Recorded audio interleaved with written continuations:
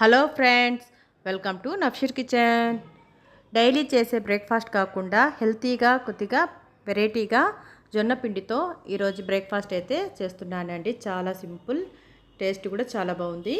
ముందుగా ఎలా తయారు చేయాలో చూద్దాం. ఒక మిక్సీ జార్లో ఒక అంగుళం అల్లం, 2 పచ్చిమిర్చి, కారాన్ని బట్టి పచ్చిమిర్చి అనేది వేసుకోవచ్చు. నేనైతే 2 పచ్చిమిర్చి, అలాగే చుక్క కూర అయితే ఒక కుప్పెడు తీసుకున్నానండి. శుభ్రంగా కడిగేసి మిక్సీ జార్లో పెట్టేసి ఇంకా మిక్సీ అయితే పట్టేశాను. చూసారు కదా, ఈ విధంగా మిక్సీ పట్టేస్తే సరిపోతుంది. తర్వాత ఒక కప్పు వరకు జొన్నపిండి అయితే తీసేసుకున్నాను.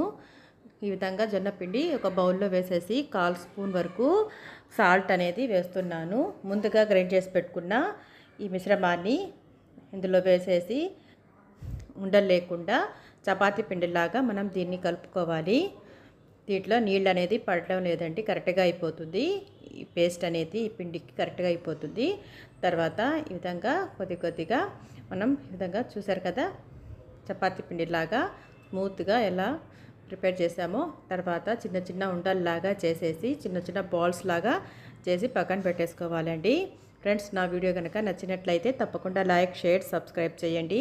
పక్కనే ఉన్న బెల్ ఐకాన్ని క్లిక్ చేసినట్లయితే నేను అప్లోడ్ చేసే కొత్త వీడియో నోటిఫికేషన్ ద్వారా చూడగలరు.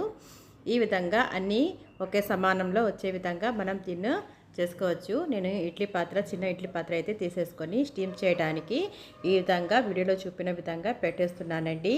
పైన ఆవిరిపోకుండా గట్టిగా మూత అనేది పెట్టేసి ఒక 10 మినిట్స్ పాటు మీడియం ఫ్లేమ్ మీద మనం దీన్ని ఉడికించుకోవాలి. 10 మినిట్స్ అయితే అయిందండి. చూసారు కదా, ఈ విధంగా బాగా ఉడికిపోయింది సాఫ్ట్గా. దీన్ని మనం కొద్దిగా పోపు పెట్టేస్తే ఇంకా తినడానికైతే చాలా బాగుంటుంది.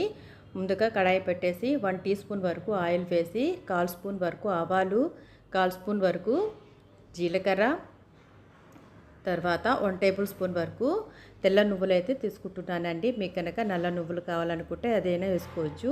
చిటపటలాడిన తర్వాత ముందుగా నేను స్పైసీ వేసాను కాబట్టి అయినా కానీ 1 టీ స్పూన్ వరకు కారం, కొద్దిగా సాల్ట్ వేసేసాను. ఒకసారి బాగా కలిపేసి మనం స్టీమ్ చేసి పెట్టుకున్న బాజ్రా గోళీల్ని ఇందులో వేసేయాలండి. ఈ విధంగా వేసేసిన తర్వాత ఈ మసాలా అంతా బాగా పట్టే విధంగా బాగా కలుపుతూ ఒక 2 నిమిషాల పాటు లో ఫ్లేమ్లోనే మనం ఉడికించుకుంటే రెడీగా అయిపోతుందండి. ఈ బ్రేక్ఫాస్ట్ అనేది టేస్ట్ కూడా చాలా బాగుంటుంది. దీంట్లో ఆయిల్ కూడా ఎక్కువ లేదు కాబట్టి ఆరోగ్యానికి చాలా మంచిది. జొన్నపిండిలో ఎన్ని ఆరోగ్య ప్రయోజనాలు ఉన్నాయో అందరికీ తెలుసు కాబట్టి ఈ విధంగా హెల్తీ అయిన బ్రేక్ఫాస్ట్ ఒకసారి ట్రై చేసి చూడండి. మీ అందరూ కూడా నచ్చుతుంది. ఈ వీడియో కనుక నచ్చినట్లయితే తప్పకుండా లైక్ చేసి ఇంకో నలుగురికి షేర్ చేయండి. ఈ వీడియో చూసినందుకు థ్యాంక్ యూ.